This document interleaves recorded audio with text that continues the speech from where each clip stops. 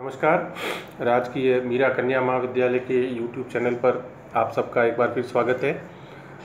पिछले video lecture में हमने हिंदी साहित्य में साहित्य के इतिहास विषय पर बात की थी और आज उसी से संबंधित एक और विषय पर अपन दो भागों में बात करेंगे। पहला भाग आज और दूसरा भाग अगले वीडियो लेक्चर में। तो मैं अनुपम, सहायक प्रोफेसर, मीरा कन्या महाविद्यालय, आपका सभी विद्यार्थियों का एक बार फिर से स्वागत करता हूं। आज का हमारा विषय है काल विभाजन और नामकरण।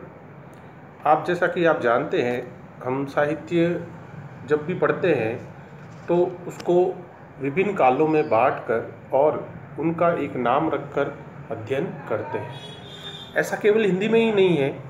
अगर हम अंग्रेजी साहित्य की बात करें तो वहाँ भी विक्टोरियन एज, रोमांटिसिज्म, चौसेरियन एज, अलग अलग नामों से जो है वहाँ भी अध्ययन को बांटकर किया जाता है। और संस्कृत में भी आदिकाल, मध्यकाल, परवर्ती काल आदि अनेक नामों से साहित्य का अध्ययन किया जाता है।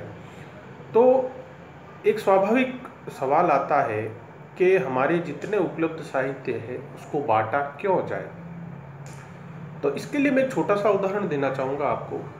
अगर हम किसी भी बड़े संस्थान में जाते हैं, जैसे कि मान लीजिए आप अस्पताल में भी जाते हैं, तो सामान्य अस्पताल बाहर से दिख रहा है एक है, लेकिन आप अंदर जाएंगे तो अलग अलग उसकी शाखाएं होती है। बच्चों के डॉक्टर अलग होते हैं, आपके जो है दांतों के डॉक्टर अलग होते हैं, आँखों के अलग होते हैं। तो ये विभाजन है। किस लिए विभाजन है? स्पेशलाइजेशन करने के लिए, हम पहचान लें, एक विशिष्ट चीज़ को पहचान लें, इसके लिए जो है ये विभाजन किया गया है।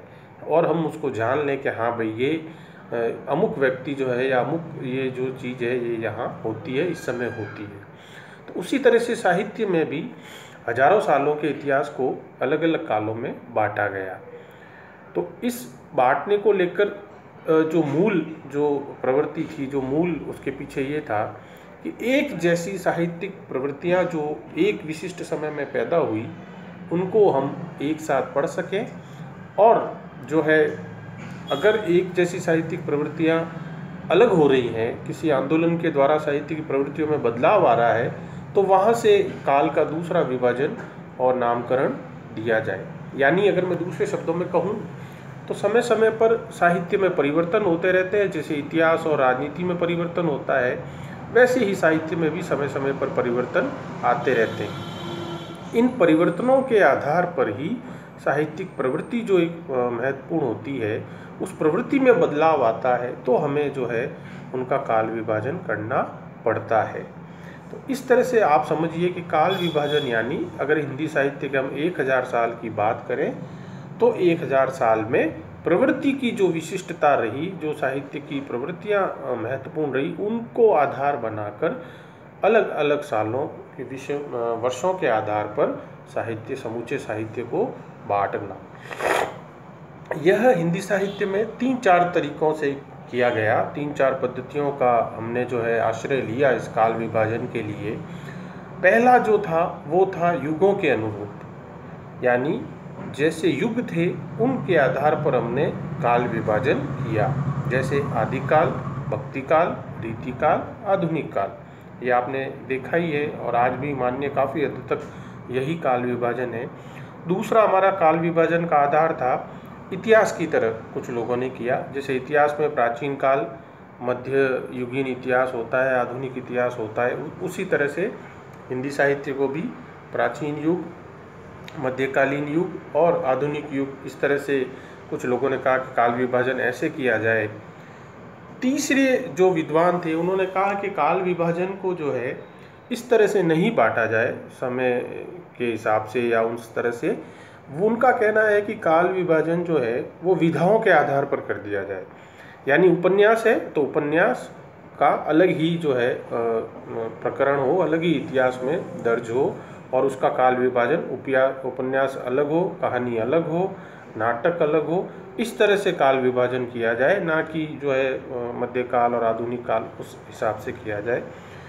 चौथा जो हमारे यहाँ काल विभाजन का आधार था वह वस्तुवादी लोगों का आधार है और वो ये कहते हैं कि हमें इस सब बहस में नहीं पड़ना है, हमें काल विभाजन जो है विशुद्ध वस्तुवादी ऑब्जेक्टिव एंगल से करना है, तो उसमें एक सन विशेष को ले लिया जाए और उससे लेकर वहाँ तक जो है वो काल विभाजन किया जाए। उसमें जो है ईसवी सन शुद्ध कालक्रम को जो है महत्वपूर्ण जो है माना गया कि भाई 980 ले लिया आपने, 980 से 1380 या 1400 से 1600, इस तरह से एक पर्टिकुलर ईयर को जो है लैंडमार्क मान लिया जाए और उसको जो है काल विभाजन का आधार माना जाए। तो ये कुछ मोटे मोटे तौर पर जो है प्रवृत्तियाँ थी। और हमारे अभी जो काल विभाजन जो हिंदी में सबसे ज़्यादा मान्य है वह एक दो आपत्तियों को छोड़कर आचार्य रामचंद्र शुक्ल का है।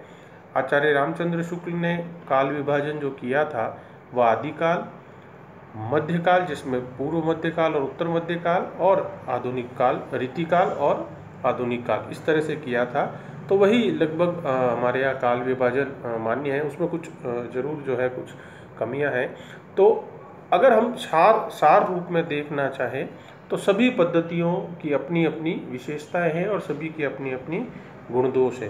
हमें एक समन्वयात्मक दृष्टिकोण रखना चाहिए और ऐतिहासिक कालक्रम को भी देखा जाए, उस समय विशेष की साहित्यिक प्रवृत्तियों को भी जो है देखा जाए, साहित्य को भी जो है गौर से देखा जाए और फिर उनको जो है आधार बनाकर काल विभाजन किया जाए।